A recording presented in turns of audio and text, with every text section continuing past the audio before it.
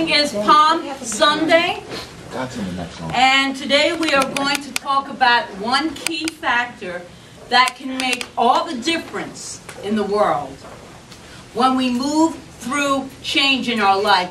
And I know my beautiful, wonderful friend and colleague, Reverend Julie Fisher, was here last week giving you a message on love. But was that the first Sunday? Well, this month's theme is about the power to change when everything changes. The power to change when everything changes. So we got some change in here today. So when we are moving through a change in our lives, and we can use the experience of the master teacher, Jesus, as our example of using a particular key. And I would also like to, since Jesus was a Jew also, I'd like to say Happy Passover to anyone that's Jewish here, and also to my family in Florida, because my son is Jewish.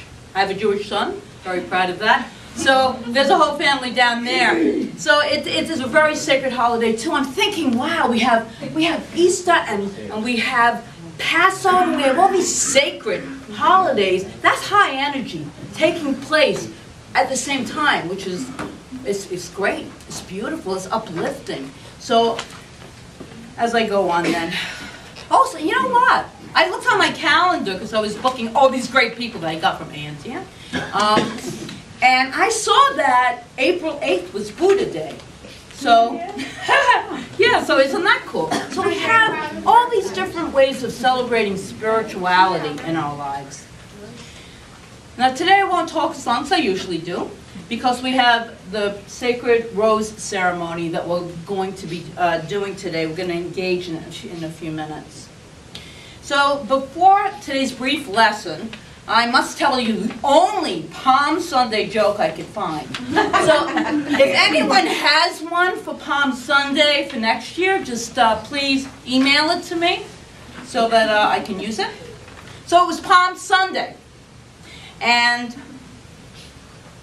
the family's young son, Johnny, woke up and he was in a really bad mood and he did not want to go to church that day. And so he was whining and complaining and carrying on. So finally the parents gave in and said, okay, stay home. When the rest of the family returned home, it was Palm Sunday, and they all had their palm branches.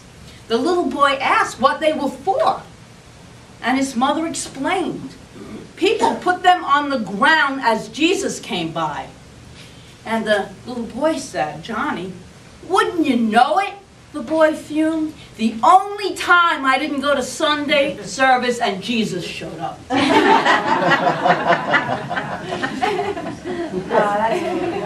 It's clean. Very clean. Jesus had come to Jerusalem for Passover. And as readers, perfect biblical readings or passages from the Bible explain.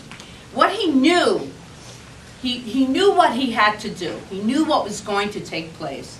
And he rode on his donkey, and the people praised him as king at that time.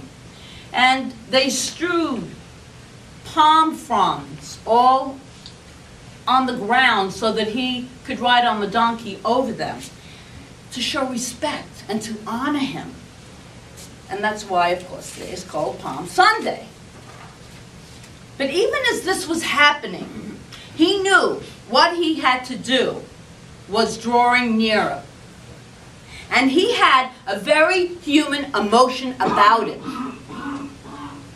That human emotion was fear. The old-fashioned, shaking your boots, fear. He had fear. Just like we can have plain, old-fashioned fear when change comes upon us. Change that rocks our world. Anyone ever have change that rocks your world? We can get afraid. We can get afraid. And this is what happened with Jesus. Jesus was afraid. He had this human emotion, even though he was a spiritual being. And in his fear, he knew he needed to go and pray. As we know, prayer is always good. When we don't know what else to do, affirmative prayer, which we teach here, is key. Prayer, prayer, prayer. It's sometimes, because our human mind can only be in the effects, we go to a new cause when we go to that place of prayer. So, after the Passover meal, he said he wanted to go and pray. And he asked some of the disciples to go with him. And they went into that Garden of Gethsemane. And in Matthew, we just got crossed over very nicely in the Bible. In Matthew chapter 26, verse 36 to 38, we read, "Then Jesus came with them to a place called Gethsemane, and said to the disciples, 'Sit here while I go and pray over there.' And he took with him Peter and the two sons of Zebedee, and he began to be sorrowful and deeply distressed. Then he said to them, 'My soul is extremely sorrowful, even to death. Stay here and watch with me.'" Stay here and watch with me. This is the key phrase in that biblical quote. And a vitally important concept that when we are going through a change, a significant change, well, Jesus decided not to go it alone. He took people with him to pray. Powerful, powerful change that will support us when we remember that in transformation that comes through change. And at the ANTN conference, we heard Reverend, she's a bishop too, she was amazing, 84-year-old, 6'5". I've seen her a couple of times. She's got a mega church in Atlanta. Reverend, Doctor, Bishop, Chief, she has so many titles. She's amazing. Barbara King, amazing woman, amazing, amazing, amazing. Well, she has this huge mega church in Atlanta. And it's been doing really well. Big campuses, huge place. And there came a time, and she's been doing it for a long time. She founded it, she's been doing it a long time, where the numbers started to dwindle. So the finances started to go down. And so now to run a church that size, you need a lot of money, probably a multi-million-dollar budget to run that. So she got a little disturbed, as did the board of trustees, got a little disturbed. And so what she did, though, and she told us this, what she did is she gathered 7 of her most trustworthy people, and she prayed every Monday. Well, they prayed every day, but they got together and prayed every Monday for over 3 months.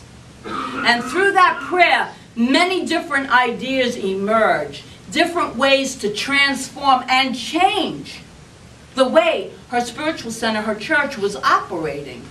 And finally, what happened was that of course, all these new ideas came, and they drew new people with them. So we are always in that flux of change. But the reason I'm telling you this story is she didn't go off alone and pray. She took 7 of her most trustworthy people with her to pray together as a group. So if you're in a mastermind group, which we got to start doing that here, if you're in a mastermind group, if you're in any kind of prayer group, just know it's really powerful. Very, very powerful. So I have a quote from Neil Donald Walsh in his book, When Everything Changes, Change Everything. He writes, "This is a simple change, but it requires something from us that many people, I'm going to say most people, are not used to and not always comfortable with." He writes, "It requires transparency. The reason that so many of us tend to self-isolate when we are facing big problems." And by the way, have you ever noticed that when change happens, that's sometimes when the biggest problems seem to arise? Go back to Neil. Is that we have never given ourselves permission to be seen as less than perfect, or as someone who does not have it all together. He's writing this. or also have been taught as children that we should not burden others with our problems. And finally, we've been told that most everything is our own fault anyway. So why would we go to someone else with it? It was made very clear, he says, we made our bed and now we have to lie in it. I'm sure you've all heard of this. None of that has any value at all. The people who raised us were wrong. Every single part of it is wrong. It's all wrong. And because of all of this, though, we hide our emotions. We stuff them. We don't share them with other people, not the real deep stuff. We don't. When we're facing these difficulties, we can sometimes self-isolate rather than share it with anyone else. And the irony is, these are precisely the times when those who love us would want to be there for us. But they don't even know we're going through this. Wouldn't you want to be there for someone you love? It's a natural instinct in humans to be there when someone, especially in your family, but when someone is truly in need. And because of all of this, we hide our emotions, so we don't share them with those people that would be there to support us. So right now, I'm going to invite you to make a commitment, right here, right now, that if you were going through a big change in your life, that you reach out to another and share with that person how you're feeling. How you're feeling. Instead of holding it all in and I got to do it alone. Because that's the way you were taught. And get someone's support. Get their love. Get a shoulder. Sometimes we just need to tell our story. That's we just need to be heard. And it really doesn't matter who it is. However, we have, right here in this community, we have amazing ministers and practitioners who you can call for prayer. We have each other who you can, and this is like-minded community, so you know you're not going to be judged. You're not going to be judged. The point is, we don't ever have to go it alone. We do not. Find yourself a prayer partner, is what I say. Find yourself a prayer partner. I have one, and I would encourage everyone to have a prayer partner. Because sometimes we make the problems even bigger than they really are in our own mind. And sharing it with someone else, since we're all one, you're really sharing it with yourself, but you're also lightening the load. So we don't ever have to go it alone. We're supported. That's why we have this community. That's why you're here. Because we're here for each other. And we can come here on Sundays and just be nurtured and nourished and feel good. And listen to music. And eat food and watch a movie if you like. And have wonderful workshops.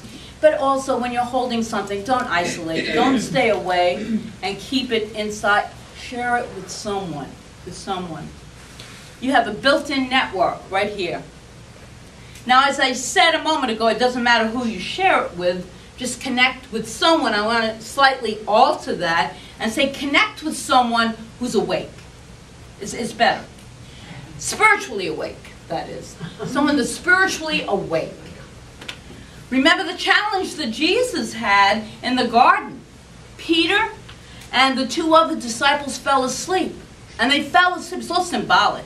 This Dale is going to explain all of it, Dale Hoffman, when he comes at the end of the month. It's all symbology. They fell asleep 3 times.